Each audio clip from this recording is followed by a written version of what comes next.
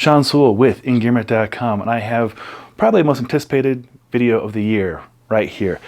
The 2024 Active Installation Comparison video.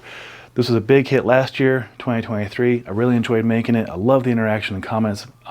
So I've gathered as many active installation jackets as I can find in my gear closet.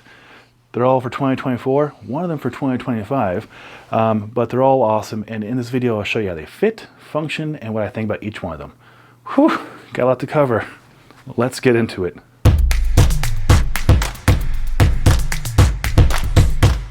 First, we'll start with sizing, so you have some context on how the jackets fit on a human being. I'm 6 foot, 215 pounds, 45-inch chest, 33-inch waist, 36, 37 on the arms. Fairly beefy build. I'm a fitness coach by trade. I lift a lot of kettlebells, and kind of girthy up in the upper back and chest, and a little bit in the belly too. So maybe you can relate to the sizing for that. Okay, I didn't know where to start. We'll start with the one on top. Arcteryx Proton. This one's $350. It features, for this year at least, Primaloft Gold Active Vent. New to me, I've seen the Gold Active before, not the Gold Active Vent. 80 grams of it. This is a fitted fit. It is 15 ounces, 20 denier 40s air construction, so it's a little bit more robust than I think any of the jackets I'm about to show you. Almost to level of soft shell. This is made for climbers, although I'm not a climber. I'm a very active mountain person, splitboarder, hiker, winter camper, generalized dirt bag, and I live in this thing. This is one of my favorite jackets this year. The fit is awesome. I love the length in the arms. It doesn't ride up, so you climbers out there really benefit. Does not ride up, has elastic in the hem right here. Really nice pockets that are placed just right. Fleece lined on the front side, this part right here. A nice drop hem and back, so great coverage, especially when you're using it in the mountains. Although you can use it in urban settings too. I do all the time, and looks pretty sharp. The hood is very nice. Good coverage right there. And you get one Napoleon pocket right here, which actually is pretty handy. It will swallow up a cell phone. 80 grams of that Primaloft. It feels great. It looks good. It's an investment. Might be the most expensive one I show you yet, but it's Arcteryx. Get great warranty, and it just looks great, and it performs even better. So that is the Arcteryx Proton. Okay. Up next is my, well, literally my favorite. I have two of these. They sent over this one. Well, I sent over an orange one 2 or 3 years ago for me to test out. This is the Patagonia Nano Air Hybrid. Hybrid because it has the Nano Air right here. It has 30 denier shadow stretch material, which is nice and robust. 40 grams of Patagonia's full range insulation right here. And then the zigzag pattern is their R1 Air. This feels like a sweatshirt. It is awesome. It does not restrict motion at all, just the right amount of stretch. Kind of a trim fit. I like the way it fits. Hand pockets placed low, no fleece in the hand pockets, just nice hand pockets. No other pockets, no internal pockets. The hood is good. As you can see, good coverage, and also nice breathability. This has been my go-to for splitboarding, and has been for the last 2, going into 3 seasons now. Cannot recommend this one enough. It's $299, goes on sale very, very often. It is a great combination, active insulation, casual piece, comfortable, attractive, great fit, great build quality. This one is 3 years old. You can see a little bit of wear and tear in the palm right there, but this is like 100+ days of use. And I have 2 of them, so it's really like 200 days of use.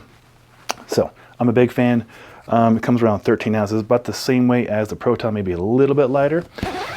If you want a little bit more warmth and you still want to stick with the Patagonia Nano Air line, then you can do the traditional Nano Air right here. It still has a 30 denier stretch, shadow stretch material with the full range insulation, this time 60 grams, so a third more. A little bit looser fit, more of a accommodating to general population kind of fit. Pockets nice and big. No, you get 2 pockets up here. Oh man, I definitely need to wash this. It's seen a lot of use over the last year.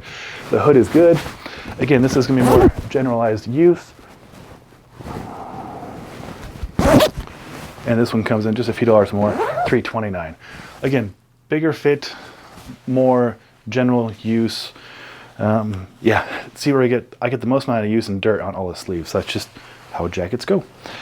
Up next, I should not show you this jacket because it's not out yet, but it is a Patagonia Nano Air Ultralite. It has the lowest amount of insulation of anything I'm going to show you. 20 grams of full range insulation, fitted fit, no hand pockets, but it's awesome.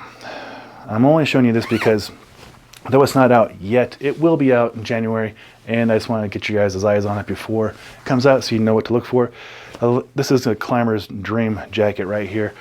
Awesome coverage, awesome length, doesn't get in the way. Hood is minimal, but great coverage for it. I mean, like really good coverage. Right there. You get one pocket right here. You could stuff the jacket in there, although I usually don't do that. Nothing on the inside to report. Just awesome. I don't have a price on this one yet. I would guess around $300. Up next is tied for my favorite because, well, it has merino wool. You know how much I love wool and natural materials. This shirt right here is merino wool.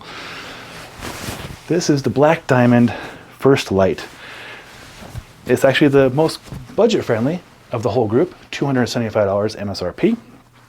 It has the Primaloft Gold active insulation right here, much like the Proton from Arcteryx. I don't know how many grams. If I had to guess, I'd say 40 to 60.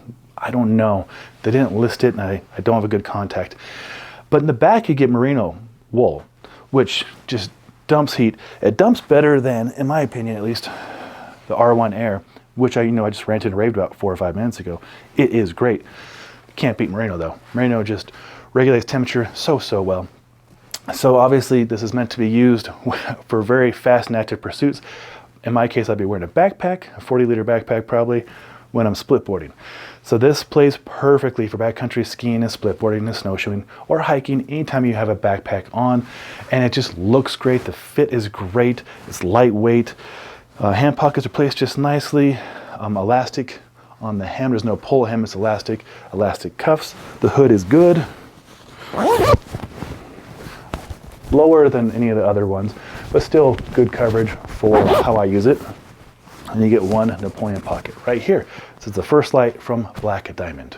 All right, up next, I believe we're 2 away from the end. Up next, our friends from Mammut over in Europe have created this active insulation piece, and I've really enjoyed using this year.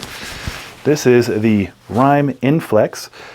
It is $289, so just $14 more than the First Light, and much like it, it has 80 grams of synthetic insulation. They call this loop insulation. Loop insulation is really awesome. They take climbing ropes and recycle it and turn it into the insulation you see and feel right here. So throughout the body, you get the 80 grams, and then on the side panels, this is a common theme with something coming up next. On the side panels, it's just kind of a fleece. There's no insulation. So a breathable fleece right here to dump heat, trim fit. Robust 20 denier. It feels more like a 30 denier in my opinion. The sleeves are a little bit shorter than some of the Patagonia ones and Arcteryx ones I've shown you before. Something to keep in mind if you have longer arms. The hood is good. Coverage is right there in the middle, much like the First Light. It is a European company, so the zipper is going to be on the other side. Something to keep in mind. I want to catch you off guard. So this is the second least expensive one in the group. And Mammut also sent over our synthetic insulation jacket I have a review on separately, the Sender IM, and that is awesome. Okay, we're getting to the end. All right, up last but certainly not least is probably the one that originated the whole active insulation genre in the first place. The Atom from Arcteryx. I almost said Atom LT, that's what it was called for the longest time. It features, for this year, Coraloft Compact synthetic insulation, and that is going to be a panel insulation just like most of the rest of the jackets, that stretches and breathes very well. It has a 20 denier Tyrino outer, and it has 60 grams, just a sweet spot, 60 grams of the active insulation. This would be the equivalent of the Nano Air as far as weight and insulation properties. Much like the Mammut I just showed you, it has a fleece underarm to dump the heat. So we're not relying on the material to dump, we're relying on the fleece material to dump. And there's no pit zips in any of the jackets. Obviously in a hard shell you want that, but with active installations, the materials are designed such that they keep you just warm enough in cool to cold weather while you're being active to very active. Again, in my case, hiking and splitboarding is how I push the limits for these jackets. I have used this jacket as well as hooded versions of this jacket for, I feel like, at least a decade. It's been just an absolute great jacket. The fit is among the best. It's Arcteryx. The arm length is great.